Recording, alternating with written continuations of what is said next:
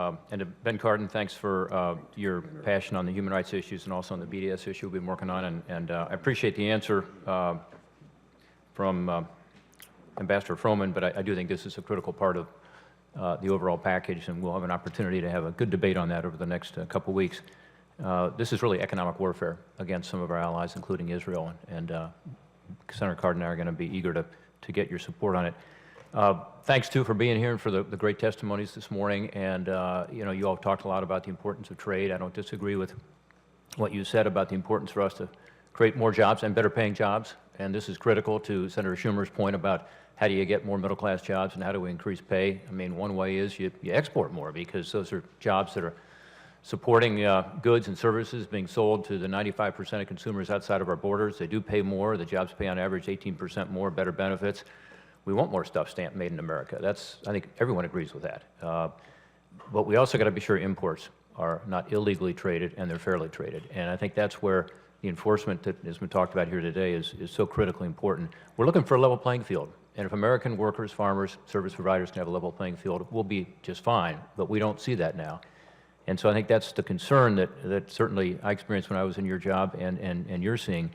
Just quickly, in terms of these trade agreements, what percentage of the world do we have trade agreements with? Percentage, say, the global GDP or the global economy? That's a good question. I think at the moment it's about 10% of... About 10% of the world we have a trade agreement with. TPP includes so about 40%. We don't have a trade agreement with China, for instance, or Japan or the European Union. Correct. And of that 10% of the world, what percent of our exports do they get? I would say it's about 30 or 40% of our... It's about 47%? Yeah, something like that. 47%, almost half of the exports that come from Ohio and other states, in fact, in Ohio it's a little higher than that, it's over half, go to this 10% of the world.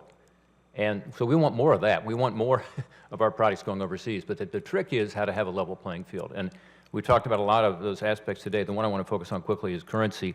Secretary Lew said we have more work to do. He said we won't tolerate practices we consider unfair. And he talked about we need to be sure we're not jeopardizing appropriate macroeconomic policy versus intervention. I don't disagree with that. And we had a good conversation about this earlier this week. What we would like to do, and Senator Stabenow and I intend to offer an amendment, which I hope the committee can support, is to set up a standard within TPA to be able to ensure that currency is not just considered, but that it has teeth, that there's some enforceability. And as you know, there are IMF and WTO principles on this. And so, all the countries we're talking to about trade agreements are part of this. I mean, they are members of the IMF or members of the WTO. These principles are very clear, but they're not enforceable. And so that's all we're trying to do. And we do think there's a distinction between macroeconomic policy versus what we would consider to be intervention. And we'll use those IMF principles, follow those standards. And I think this is one where, to the question earlier from Senator Carper about how can we find common ground here, I think this is a place to find it. I would tell you it's just not fair. Because right now when a country manipulates its currency, we talked about the fact that although Japan is engaging in macroeconomic policy now, they have hundreds of times in the past intervened, as have other countries.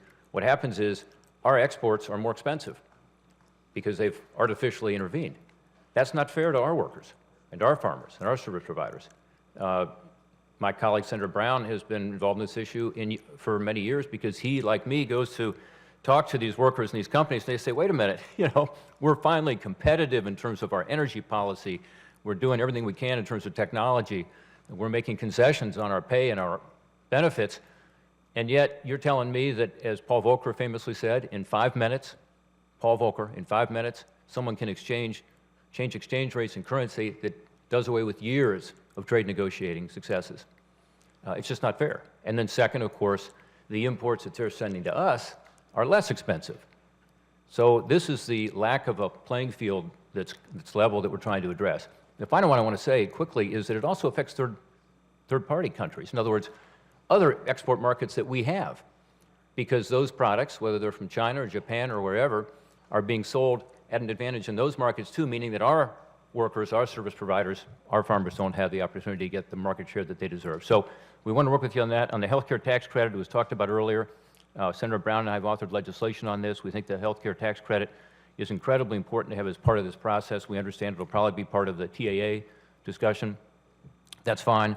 It's very important to about 5,000 Delphi workers in my home state of Ohio.